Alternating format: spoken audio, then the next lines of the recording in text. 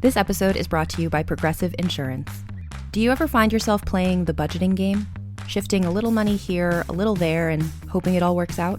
Well, with the Name Your Price tool from Progressive, you can be a better budgeter and potentially lower your insurance bill too. You tell Progressive what you want to pay for car insurance, and they'll help you find options within your budget. Try it today at progressive.com. Progressive Casualty Insurance Company and Affiliates. Price and coverage match limited by state law. Not available in all states. Hello, welcome to Strong Sense of Place. In each episode, we focus on one destination and discuss what makes it different than any other place on Earth. Then we recommend 5 books we love that took us there on the page. I'm Melissa Joulwan. I'm David Humphreys. We're going around the world, one great read at a time. Thanks for joining us.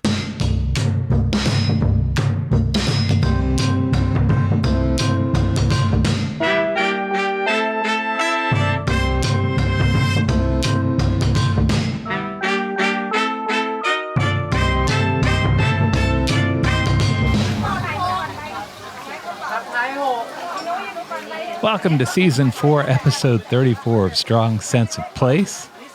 Today we are getting curious about Thailand. A beautiful place that we have yet to visit. It's true. Although I am very interested in the food, which we are going to talk about quite a bit today. And the people seem really nice. Yes, lots of smiles. Yes. One of the books I read, 2 of the characters were talking about Bangkok specifically and why it's so irresistible. One of the characters said, "Why do you think it's so irresistible?" And the other character said, "I don't know. I think the bottom line is that it's so damn human." Aww. And I thought that was such a nice phrasing of that. Yeah, that's beautiful. I thought you were going to say humid. And I was like, not a selling point. It is also very humid. It is. Do you want to do the 101? Yeah, let's do it. Thailand is a kingdom in Southeast Asia on the Indo-Chinese peninsula.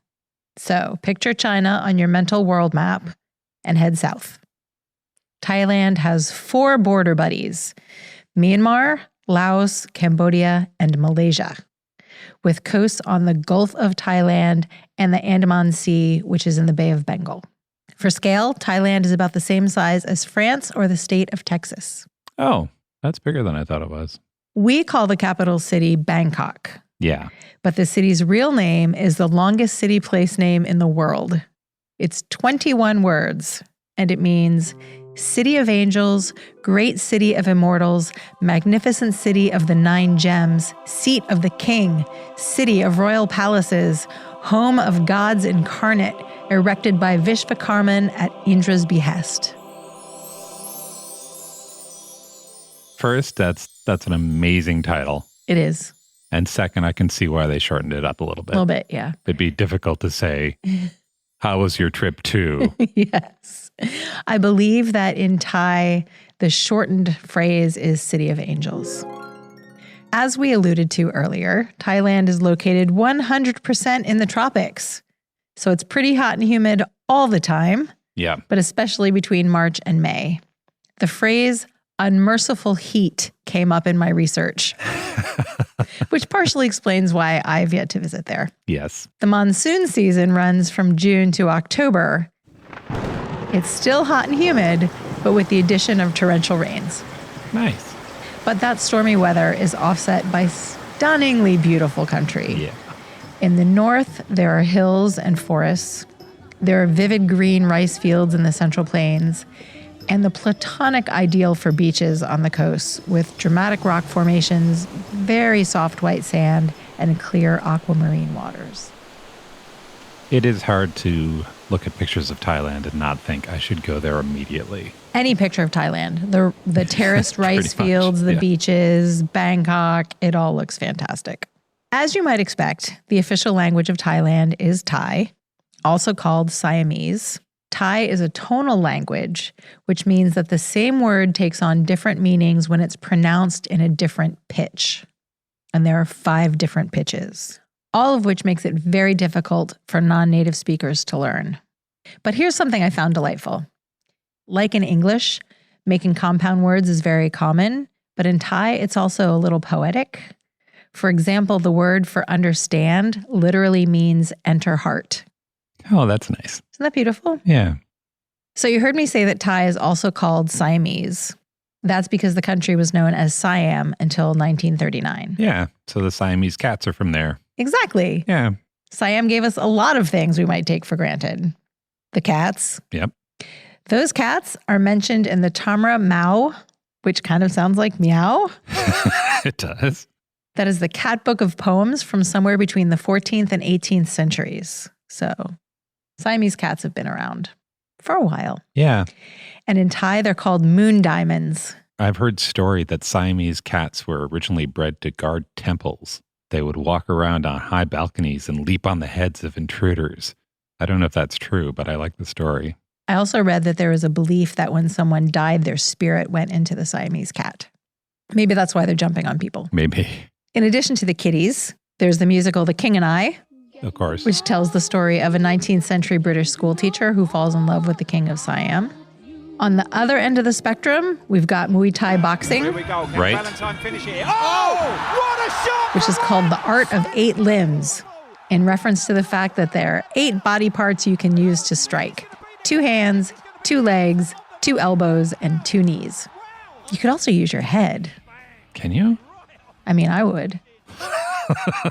Keeping it spicy, Mm-hmm. sriracha sauce is from Thailand. Yes. In 1949, Miss Tanom Chakapak started serving a garlicky chili sauce with her meals to her friends and family. They loved it, and they encouraged her to bottle and sell it. So she went to her local monk, and she got a blessing to do that, and that's just what she did. Nice. Thailand is the world's second largest exporter of rice and the number 1 exporter of Thai cuisine. In 2002, the government created a program for gastrodiplomacy to boost exports and to increase tourism revenue. The plan worked. It led to the creation of 15,000 Thai restaurants worldwide, including one all the way up in the Arctic Circle in Svalbard, which is a town we talked about in our podcast episode about the Arctic. Yeah. In turn, that created a 200% increase in tourism to Thailand. And a third of the visitors said that Thai food was the reason for their trip. That's amazing. Also, who's the poor Thai person who got sent to Svalbard to open a Thai restaurant? Maybe they were relieved to not be so hot anymore. Maybe. Okay, I think we've established that there's fantastic food to be had in Thailand. And I will be talking about that in more detail with one of my books. So let's discuss other reasons to visit. Okay. For starters, you could go island hopping to swim and scuba and snorkel and sun. Yeah. There are 1,400 little islands to choose from. Wow. There are ancient temple ruins galore to explore with massive statues, shiny gold conical spires, and the one that I most want to visit is Wat Pamaratat.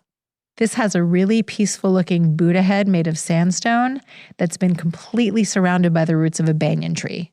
It looks very magical and fantastical and like it might just start speaking to you.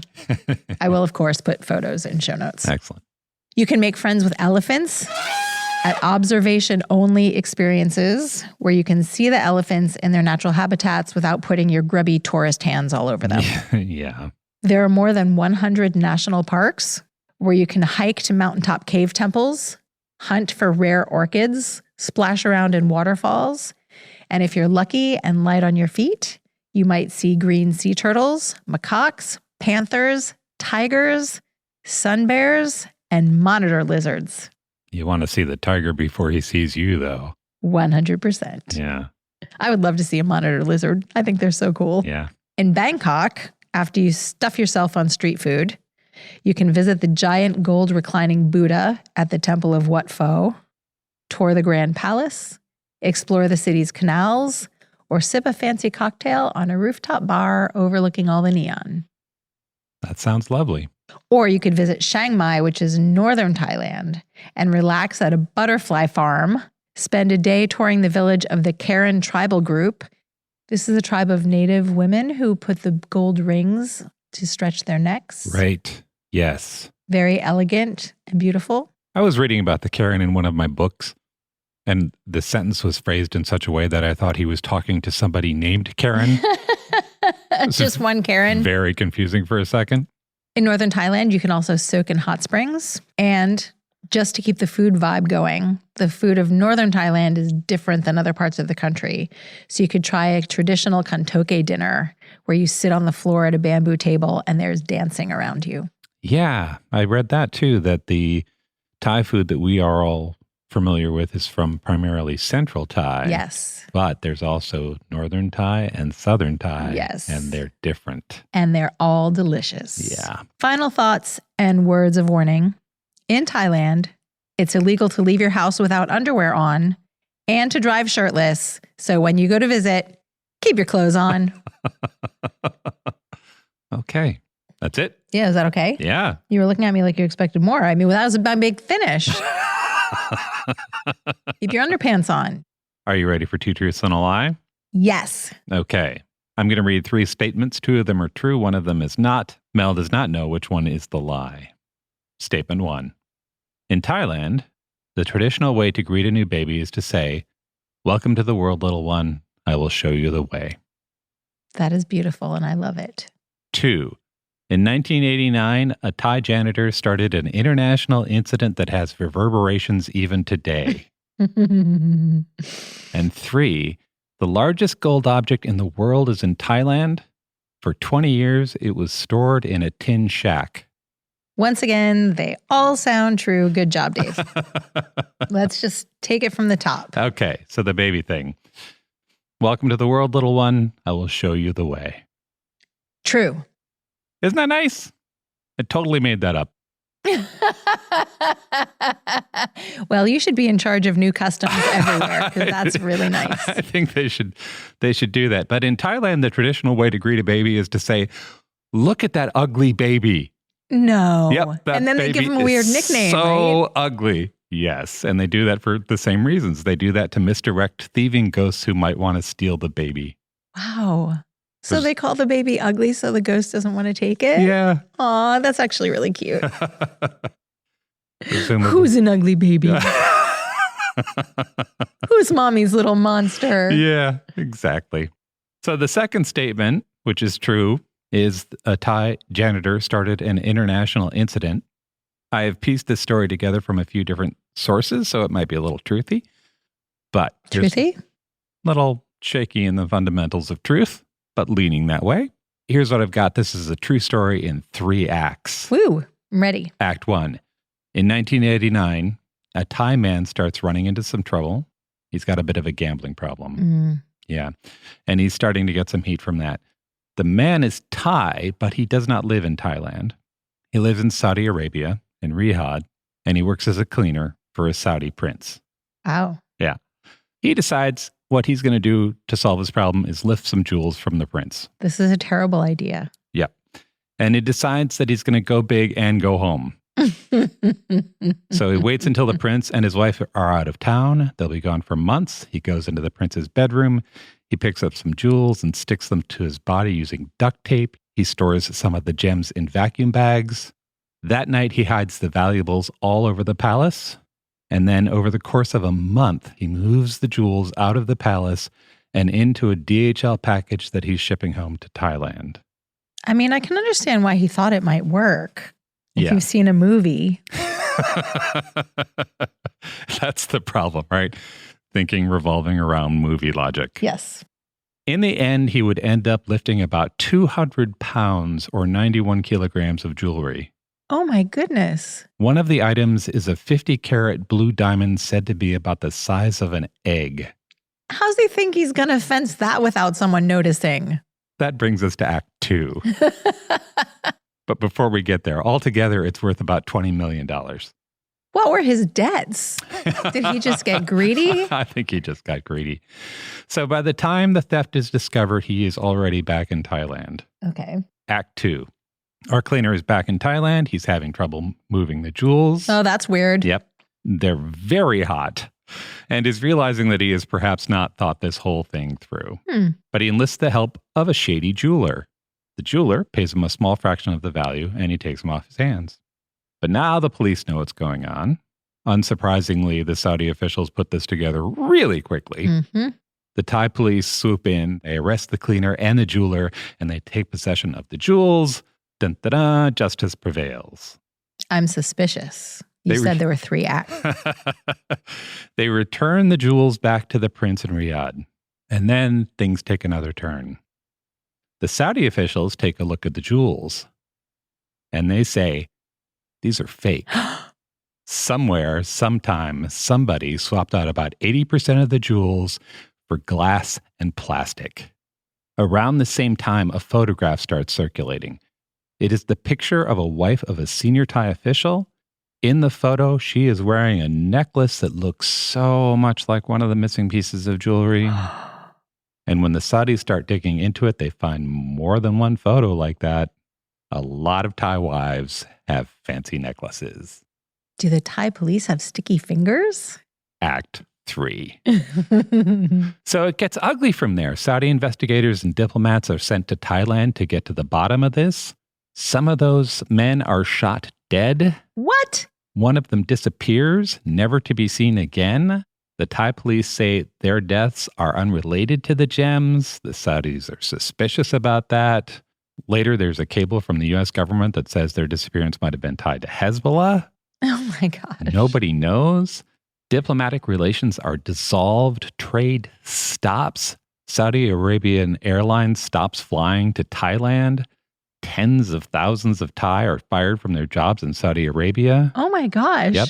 It's said to cost Thailand billions of dollars in lost revenue, both in trade and in tourism.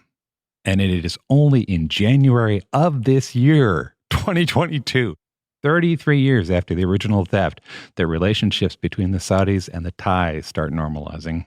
Wow. The thief was sentenced to 7 years, but released after 3.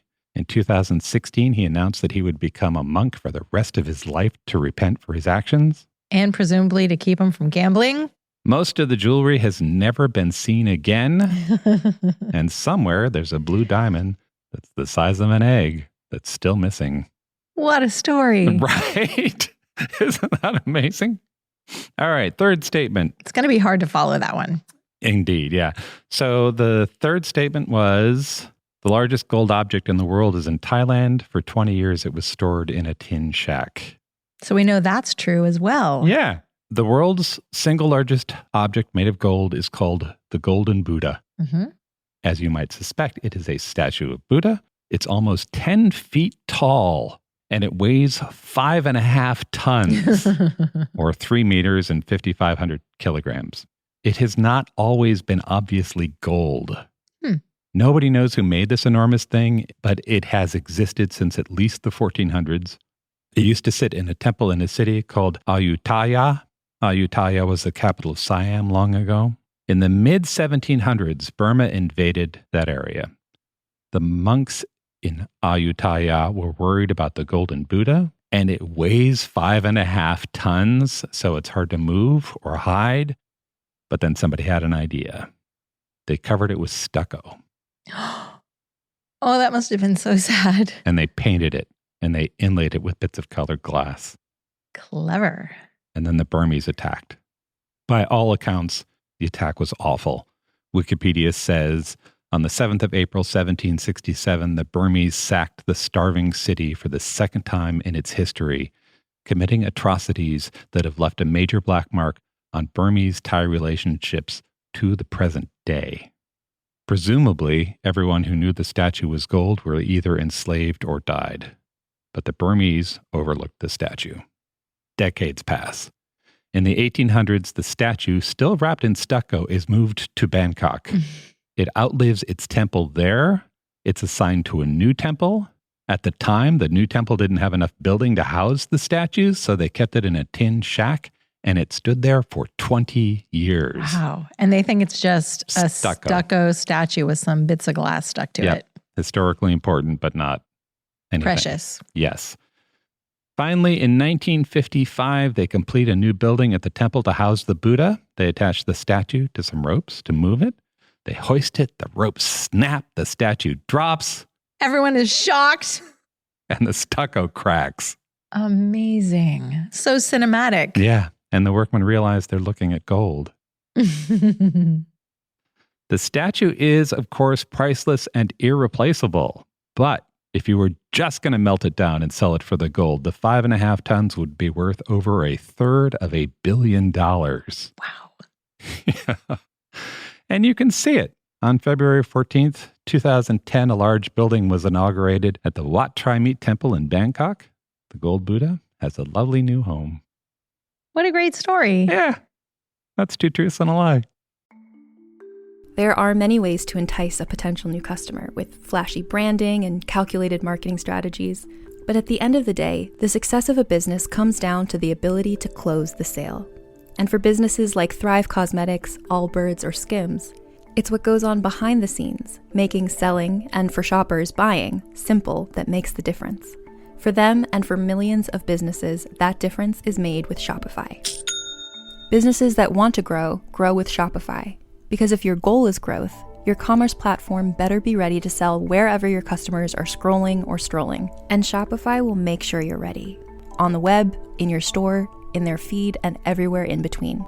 Nobody does selling better than Shopify. And with Shop Pay, they boost conversions up to 50%, meaning way less carts going abandoned and way more sales going. It's no wonder Shopify is home of the #1 checkout on the planet. Upgrade your business and get the same checkout Allbirds uses. Sign up for your $1 per month trial period at shopify.com/realm, all lowercase. Go to shopify.com/realm to upgrade your selling today. That's shopify.com/realm. Let's talk about books. My first pick is The Blind Earthworm in the Labyrinth by Veeraporam Nitiprapa and translated by an editor at the Bangkok Post, Kong Rithti. That is a heck of a name. It is. She's a heck of a lady. Yeah? She seems like a wildly creative person. In addition to being a writer, she's been a jewelry designer and a fashion magazine editor. In a lot of the articles I read, she's described as indie author. And I'll put a video of her talking in show notes. She does not speak English, but she's very dynamic. This is her first novel, and it won the 2015 Southeast Asian Writers Award for Fiction. Good for her. So not a bad debut. Yeah. She describes her book as, quote, a melodrama of shipwrecked romance, which, yes, 100%. It begins as a coming-of-age story of 2 sisters, Chariya and Chalika, and it's set in the 1980s, 90s, and early 2000s in Bangkok, so pretty contemporary. Yeah. Although their experiences are at the heart of everything, this is one of those books that weaves stories within stories. So all of the side characters that you meet get their own story, and the author is stitching together mythology, fantasy, folk stories, and unlikely adventures. This is a big, sweeping web of tall tales. It unspools in 27 interconnected vignettes. Some of them could be standalone short stories. And it has very dreamy quality. It's sort of an homage to Thai soap operas. This is acknowledged in the flap copy. The author has talked about that. She was a little bit inspired by soap operas. So there's a love triangle and unrequited love and orphans. There's secrets and betrayals and sorrow at every turn. One character literally dies of a broken heart. Oh, no. Yeah. But all of this kind of frothiness was actually inspired by Thai politics. The author said that she was compelled to write the novel in 2010 when the Thai army was cracking down on political protesters. She was very upset by what she was seeing in the news. And that was in contrast to the frivolous love stories that she was seeing in the tabloids. And so that's how this novel came to be. There's not a lot about the political side of things themselves in the book, but the personal dramas are playing out against that backdrop of uncertainty and tension and dissatisfaction. All of the characters are disenfranchised in some way.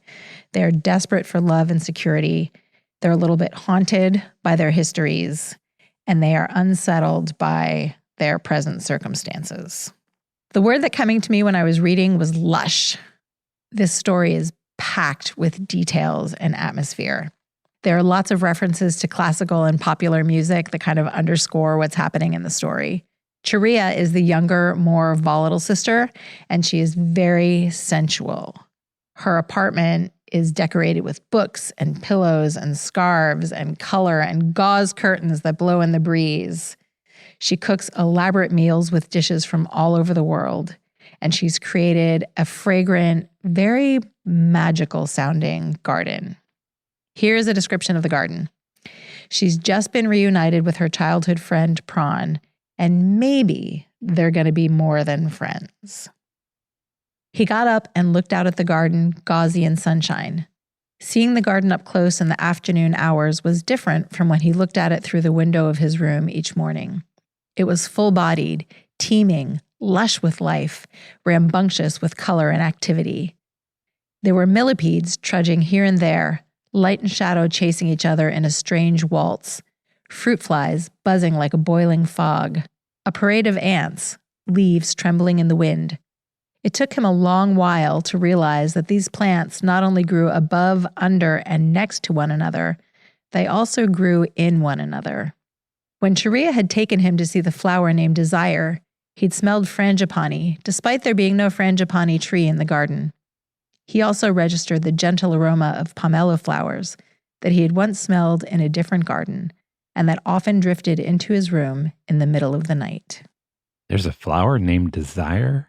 With a capital D. I'm not sure if that's a kind of flower or if she named that specific flower, but I really like the idea that she named that specific flower. Well, then you'll be happy to know that there is a botanical list of plants at the end of the book where the Thai names are translated into English with little descriptors and also their Latin names. So if you wanted to really go deep into the botanical side of this story, you really could. Because I feel like she is representing things with the foods and the plants and the music that she is talking about. Yeah, I mean, the whole description you just had sort of reminded me of things that I'd read about Thailand, about how sensuous it is. Yes.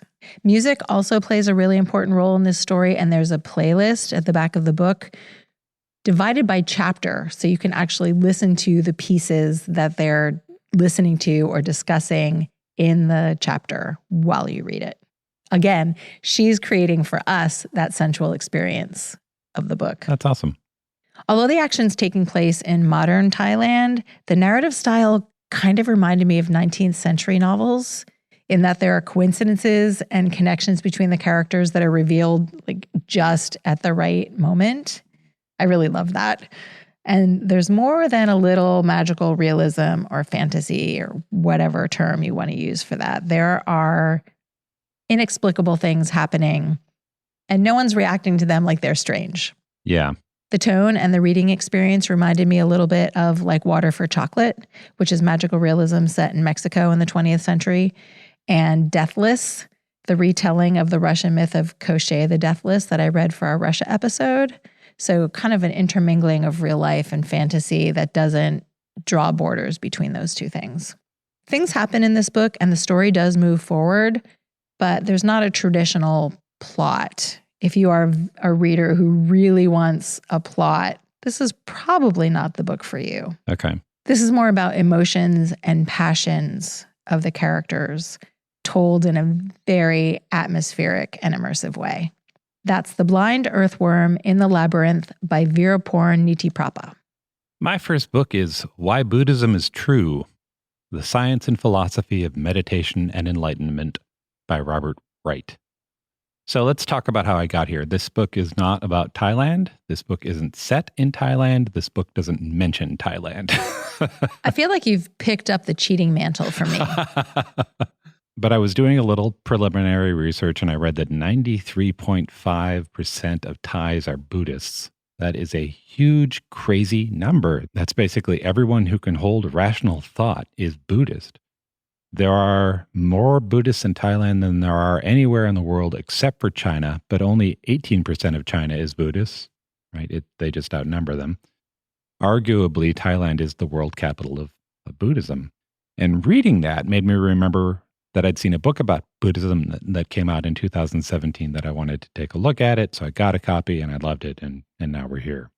This is a nonfiction book written by a journalist about how the basic ideas of Buddhism hold up against modern science. And even as I say that, I think, wow, that sounds really dry. right? And it's really not. I think if you're of a certain mind, this is an illuminating book. For me, it was just one of the best books I've read, I'm going to say, in the last 10 years. I will say that you were very excited about this book while you were reading it. Yeah. And it's one of those books where, while I'm making breakfast, you would say, I have to tell you this thing I read yesterday. Yeah. So I'm going to back up and I'm going to pitch you on the book a little bit differently. So right around the time that I was reading this tweet came across my desktop. Twitter is, of course, where I get all my wisdom these days. The tweet was, at bedtime, the 8-year-old told me his teacher said, think of your mind like a pond full of fish, and each fish is a feeling. Try to be the pond, not the fish. Brilliant. I know. It's like, that is so good. That is my new mantra, be the pond. This is a book about being the pond. This is a book about how maybe it's a good idea to view the fish with a little detachment. This is a book about how the difference between me and you is as superficial as the difference between the end of one pond and the start of another. And all of that groovy, mindful stuff is presented by a man who's previously made his living as a popular science writer. He is curious and he writes well and he wants you to understand what he's saying, but he's also not pushing an agenda too hard. He doesn't even claim to be a Buddhist, although he practices Buddhist meditation. He writes about Buddhist meditation convincingly enough that I wondered what it would be like to go on a meditation retreat, which would be another thing you could do in Thailand. He is taking ideas that are kind of transcendent, something you might hear in a yoga class, and he's getting you there through the ideas in evolutionary biology and psychology. Neat. Yeah. Most of his premise is that the early Buddhists had a good read on the human condition and what to do about it, and that those ideas have just been strengthened by scientific understanding over hundreds of years. So, for example, Buddhism says things like, humans can't be satisfied. And the author points to evolutionary psychology, which agrees with that idea. Humans expect more happiness than they will get from attaining their goals. Gratification evaporates. And that doesn't stop them from wanting. Evolution has made us that way. It'd be catastrophic for the species if we evolved to eat a big meal and be satiated forever, right? We are disposed to be hungry, not just for food, but for all things. And the author writes, don't get me wrong, natural selection has its virtues, and I'd rather be created by it than not be created at all, which, so far as I can tell, are the two options this universe offers. Buddhism says things like, humans often fail to see the world clearly, and this can lead them to suffer. And science is like, oh, we got a library about that. The author writes, these feelings, anxiety, despair, hatred, greed, have elements of delusion, elements you'd be better off without. And if you think you'd be better off, imagine how the whole world would be. After all, feelings like despair and hatred and greed can foster war and atrocities. So if what I'm saying is true, if the basic sources of human suffering and human cruelty are indeed in a large part the product of delusion, there is value in exposing this delusion to the light. Buddhism says meditation promotes a truer view of the world, and science says, yeah, it probably does. It helps you be aware of your own thoughts. It strips away the inherent illusions. It helps you see the fish. Buddhism says yourself is an illusion. And to some degree, science says, yeah, there's a really complex bunch of systems that make the illusion that you are a single being, when in fact you are made of many, many living subsystems. And you yourself are just one drop in a wave. Now, a full course on Thai Buddhism would include a lot of things that aren't covered in this book, things like reincarnation and karma and a family of gods. And the author sort of recognizes those ideas but doesn't tackle any of that. He is focused on the human condition parts of Buddhism. Robert Wright is currently the visiting professor of science and religion at Union Theological Seminary in Manhattan. He's also the author of 4 books, including the best-selling The Moral Animal, Why We Are the Way We Are, and the Pulitzer Prize finalist, The Evolution of God, which explores the historical development of the idea of God. Ultimately, this book and Buddhism pulls up to what, for me, is a really nice place. It's a place of gratitude and empathy and togetherness and hope, and a place where I'm a little bit more like a pond. That's Why Buddhism is True, The Science and Philosophy of Meditation and Enlightenment by Robert Wright. My second book is taking us from the spiritual to the physical. It is Thai Street Food by David Thompson. We eat red Thai curry from a place in our neighborhood at least once a week. Yeah. And I can put away some pad Thai. But I realized that I didn't know all that much about Thai cooking and the eating culture in Thailand. So I picked up this amazing book, a little bit about the author. He's got some clout. David Thompson is an Australian chef, restaurateur, and cookbook author who specializes in Thai cuisine. His Thai restaurants have earned Michelin stars, and he's about to open a new one devoted to Thai street food in London. This book would definitely be shelved in the cookbook section of the bookstore, but really it's a coffee table book / travel log that happens to have expertly written recipes in it. If you have no interest in cooking whatsoever, I think you would still enjoy this book quite a bit. So just as a travelogue, it works. 100%. It's a monster of a book. It's oversized and weighs almost 6 pounds. Whoa. So doubles as a weapon. Nice. It's packed with gorgeous full-page photos of Thai people and dishes and ingredients in colorful Thai markets. And the writing has the urgency of a first-person account from someone who loves the place and is also an expert and really, really wants you to love it too. It's really fun and most relevant to our purposes. It made me want to go there immediately. Yeah. This is how he starts the book. Even a fleeting visit to Thailand can leave you in no doubt of this. Thais are obsessed by food, talking and thinking about it, then ordering it and eating it. Markets brim with produce and snacks. Streets often seem more like busy restaurant corridors than major thoroughfares for traffic. Food sits happily at the center of all occasions and celebrations: births, weddings, making merit, dispensing generosity, and repaying obligations. He goes on to explain that there are 2 main parts to Thai cuisine. There's the kind of food you would eat at home, which is usually served with rice and served on the table family style. But then there's the street food that is primarily cooked in markets and served from carts. Stir-fried noodle dishes, pastries, deep-fried goodies that are too complicated to make at home.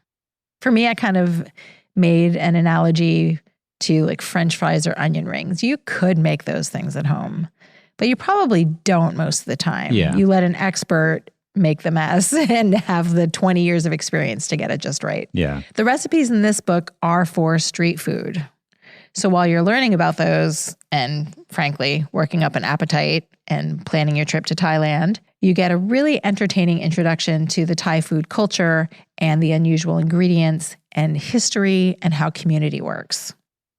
The contents of the book are arranged by the day parts, so morning, noon, and night, because different foods are eaten at different times of the day. Sure. And what's happening in the market and the street food scene really changes throughout the day. Oh, really? Yeah, there's a kind of regulated ebb and flow of energy and products at different times of the day.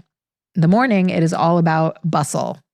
He describes how you'll see women riding scooters side saddle, putting on makeup while someone else is driving them through Bangkok traffic while they're balancing like a big bag of hot fried dough in their laps. Yes, please. Most of the foods cooked and eaten in the morning are little bits of fried savory things. So little breads and dumplings and wafers fried and sprinkled with coconut. Nice. And there's packets of sticky rice cooked in banana leaves. And then there was this, which I found really delightful. One of the 5 precepts of Buddhism is to abstain from killing any living being. That means that pork, beef, and poultry had not traditionally been prominent in the Thai diet. Right. But people who want to eat, say, chicken pad Thai can circumvent that by saying that the meat in the market is already dead. They didn't kill it. That's a fine line, but okay. It is a fine line, but it's pragmatic. Yep. In fact, most of the butchers are of Chinese descent, not Thai. So that helps them get around this regulation. And this is the part that really got me. Near the exit of the market, there's often a small stand that has finches in cages and bowls of small fish or eels for sale. These are not meant for eating. They are meant to be purchased and then released back into nature so that you can earn merit and make amends for the sins of shopping and eating. That's amazing. You can clean up your karma by releasing a finch Yeah. that you've purchased who's caged. Yes. Other passages in the book talk about the curry shops and how they function. He provides an education on noodle dishes versus noodle soups. He explains the stalls that make stir-fry dishes to order, where you just present yourself in front of this scorching hot wok and point at the ingredients that you want, and they throw them in and stir-fry it to order. That's exciting. Yeah. I'm sure it's very exciting. Loud and hot and steamy, but also delicious. Yeah. And from the wok to your hand. Yeah. In a couple of minutes. Yeah. And in some cases, like the fish might still be swimming when you point to it. If you like to think about food and read about food, this is like prose poetry. This is just a fantastic immersion into Thai street food and the Thai food culture, even if you never cook a recipe. This is Thai Street Food by David Thompson. My next book is Bangkok 8 by John Burdett. I've wanted to read this book for decades. I'm so envious that you got to read this one. It's a noir book. It's set in Bangkok, and it spares the reader nothing. So let's talk about that one piece at a time. So this is a noir book. It's a story about the last good man in a bad place. Our hero, Sanchai Yitplichip, is seemingly the only detective for the Royal Thai Police who won't take a bribe. Good man. Yep. This causes him all sorts of trouble. He's charming. He's funny in a very dry way. He knows how to handle himself. He's also a Buddhist who's reached a certain level of enlightenment. So there are bits of the book where he just sits down to meditate, sort of empty his mind, and then he reconsiders the crime. Nice. Yeah. He's the son of a prostitute and a Vietnam vet who left town ages ago, so he always feels a little out of place even in his own city. So there are layers of out-of-placeness that this guy feels. In the opening pages of the book, the detective comes on a murder that is so gruesome that I will not describe it here. I can concur. I did read the first chapter of this book, and it was amazing. Yeah. So if you don't like that kind of thing, I will spare you. If you do like that kind of thing, you should read it for yourself. Yeah, it's so good if you can tolerate that kind of thing. Yeah. I will tell you that the scene is so dangerous that merely investigating it kills the detective's partner, who is also his best friend. So one moment the two of them are sitting in a car talking about harmony and karma, and the next his partner is gone. And this sets Yitplichip on an investigation that he promises others will result in the death of the murderer. That moment in the book is somehow both the surprise and completely in character, right? This enlightened detective explaining calmly that he will kill his partner's murderer. So this is a revenge story, but it's a Buddhist revenge story. And you're going to have to read it to find out what that means. But it's compelling. I enjoyed it. The story takes place in Bangkok. The book does a really good job of showing you around Bangkok, and particularly of explaining why people might love and hate that city at the same time. There are numerous delights in Bangkok. There is also horrific traffic and corruption and tourists, superstition, and the undead make an appearance. Nice. It's easy to see the romance of that city. The story spares the reader nothing. The villain is a bad man, and I don't consider myself delicate in any way, but the plot of this book hangs on some mighty atrocious behavior. Just stuff that's just like, wow. And if you don't want to read about the sex trade, this is not your book. There's an entire subplot to this book about the detective's mother opening a brothel.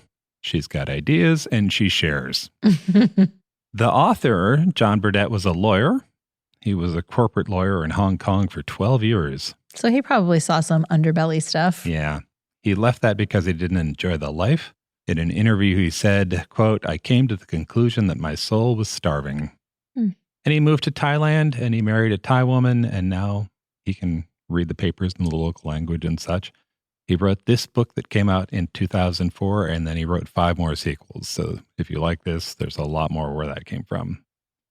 Bangkok 8 has action and adventure and romance. It moves. The chapters are very short. It's punchy. It also has a very strong sense of Thailand and is particularly good at describing the parts that might seem contradictory to a Western audience? If the idea of a gritty thriller with some depth set in Bangkok speaks to you, I expect you'll like this book. It's Bangkok 8 by John Burdett. My final pick is Jasmine Nights by S.P. Sumtao. This is a tragicomic coming-of-age novel set in a Thai village in 1963.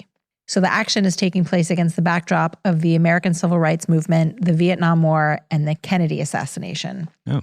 And you probably wouldn't think that those things would have a huge impact on a 12-year-old boy in Thailand, but in the world of this story, they do. Okay. Our hero and first-person narrator is Justin, a name he has given himself because he prefers it to his long, formal Thai name. His family calls him Little Frog. That's the nickname he was given at birth. So in real life, in Thailand, almost everyone is given a nickname when they're born. Similar to telling the newborn baby that he is ugly, children are given a nickname to fool the evil spirits so that they're not snatched away. Right. These nicknames are usually meant to be diminutive and cute, so things like tadpole, baby chicken, mouse, little frog. Out of respect for his wishes, I will refer to him as Justin. His parents have been away, in quotes, for 3 years. He doesn't know if they're alive or dead, and neither do we. He lives with his wealthy family on a big estate, and he's primarily cared for by his 3 aunts, whom he calls the Fates. But their names are, and this is so much fun, Ning Nong, Nit Nit, and Noi Noi. And the 3 of them bicker and backstab and love each other the way only sisters can. The estate has a huge manor house with servants, like a full array of servants. There's also a ruin where his great-grandmother lives and a modern house for his uncle who is a gynecologist.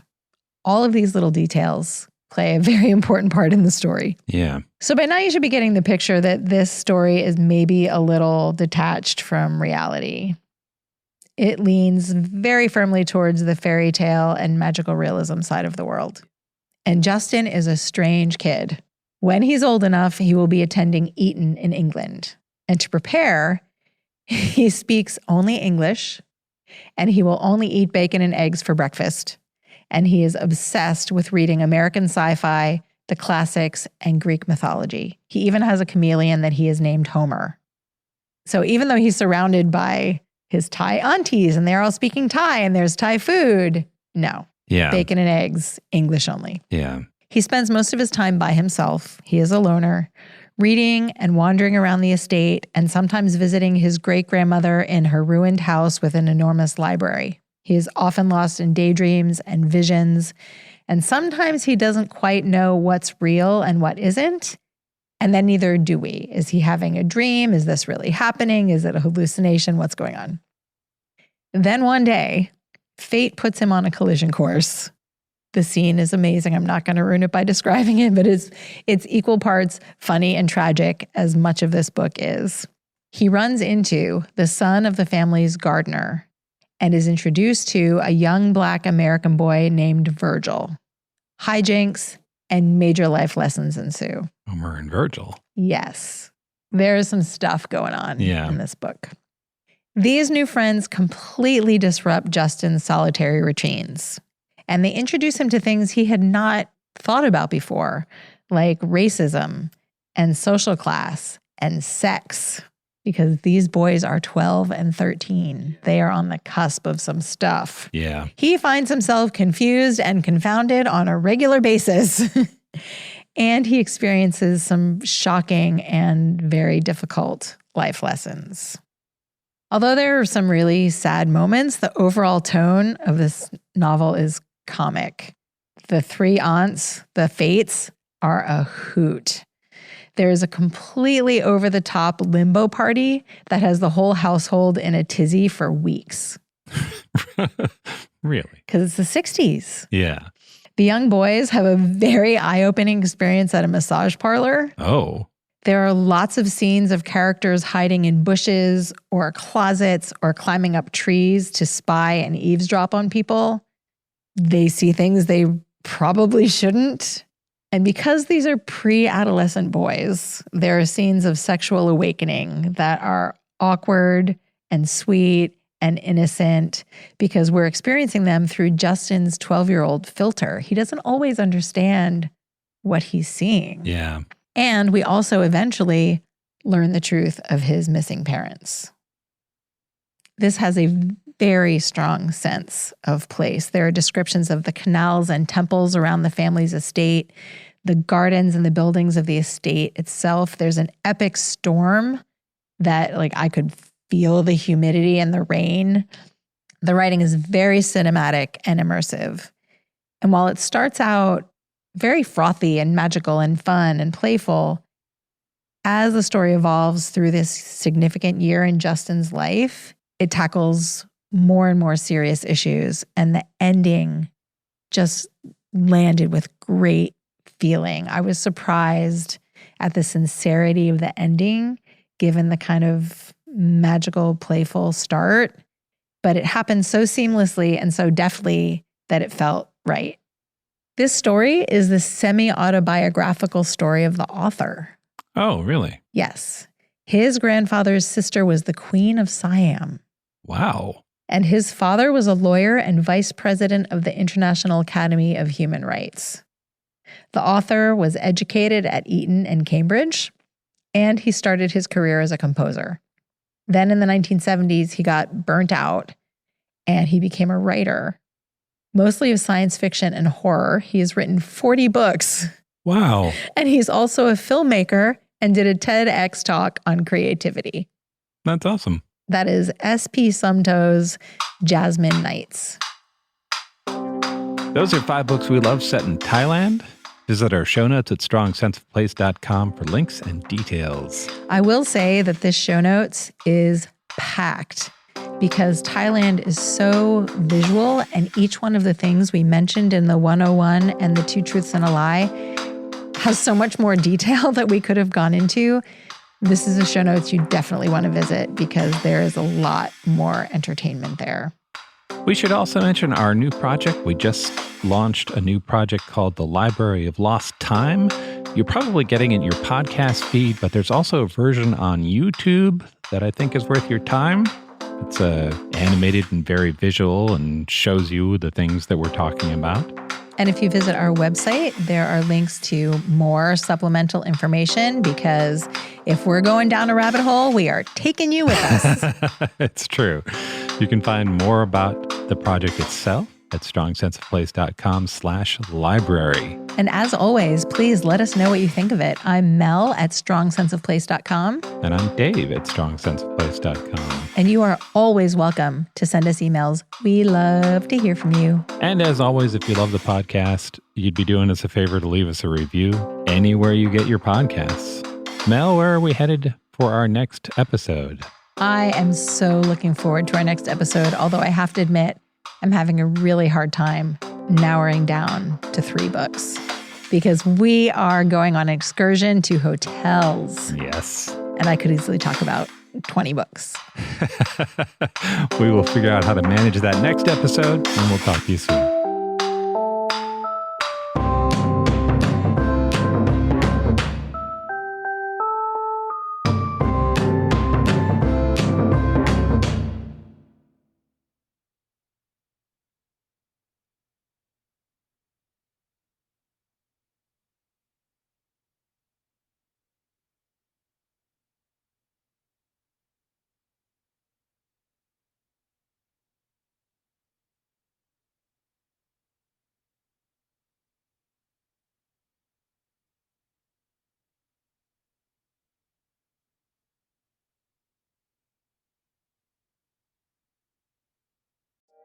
Hey folks, we're the hosts of Comic Sans, the podcast about comics for those who are sans knowledge. I'm Yen, a reader, writer, liver, and breather of comic books. And I'm Nat. I used to know absolutely nothing about comics, but now... So actually, I've got a quiz for you. I still have a lot to learn about comics. Thank you. On Comic Sans, I make Nat read some of my favorite works in the medium, including Saga, Daredevil, and the Flintstones. And Yen talks about what makes that comic special. Sometimes it's a story, sometimes it's... Paneling, gutters, page turns, colorings, lettering, semiotics, juxtaposition. Okay, Professor, save it for the episodes. You can listen to Comic Sans on Apple Podcasts, Spotify, or wherever you get your podcasts. You can binge our first 2 seasons. That's over 20 episodes on 20 different comics. And we just launched Season 3, new episodes every 2 weeks.